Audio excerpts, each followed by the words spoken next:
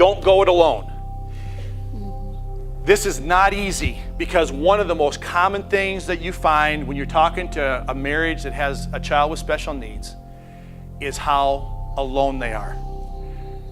No friends, sometimes no relatives. They don't have many friends that they can call friends because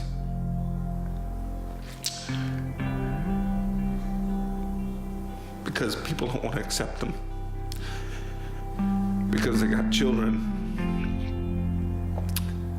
that they don't know how to interact with, for one, or they may tear something up in their home if they come to their house. So people distance themselves. The longer it goes, the more alone you feel. And that is a reality in some cases, in a lot of cases. My encouragement to you would be, don't give up.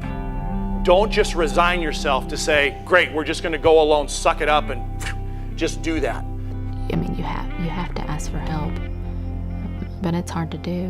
When we brought her home from the hospital, there was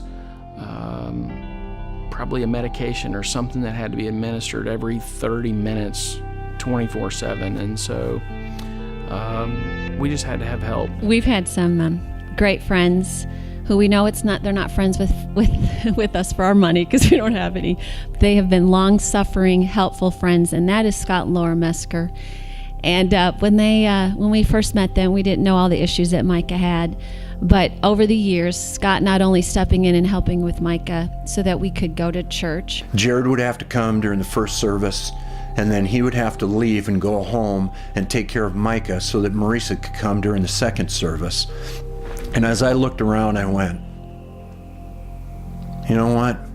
I can give up an hour and a half of my Sunday so that I can be a buddy to Micah, so that Jared and Marisa can go to church and worship together. What a huge, huge blessing that was, that God just said, you know what, I know this need for you, and I'm going to bless you by allowing Scott and Laura. They've helped with our kids and watched them. When Jared had to be out of town last November and Scott came one Thursday morning to be dad for the morning, because getting up and going to school was the time that I abided in God more than any other time and prayed that Micah would get up, get dressed, and when he's 5'6" and 210 pounds, he has to make those decisions himself. You can't make him do any of those things.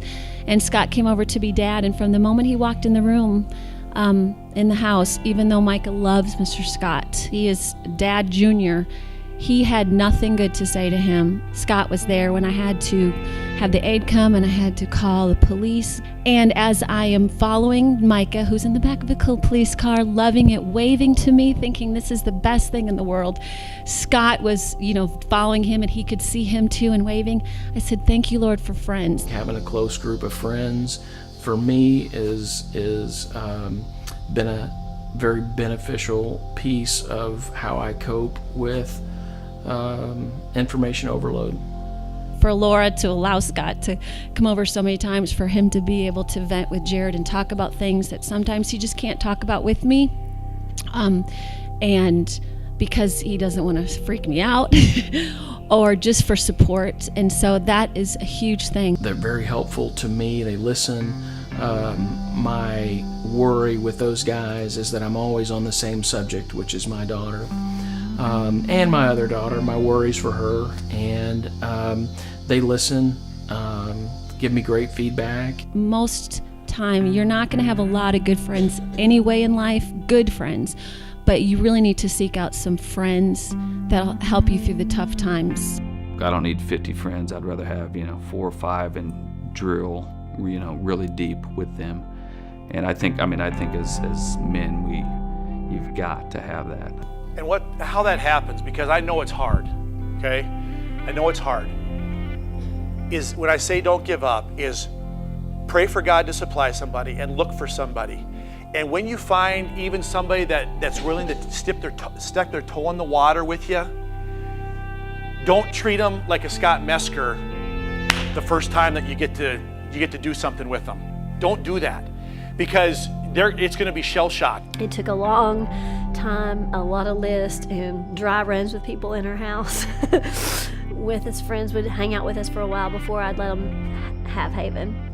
Engage with people to kind of explain, let them get to know you a little bit, some of the things you do, and let them offer to do something. Be content with what you have and let it grow into something rather than wanting more than you've been provided.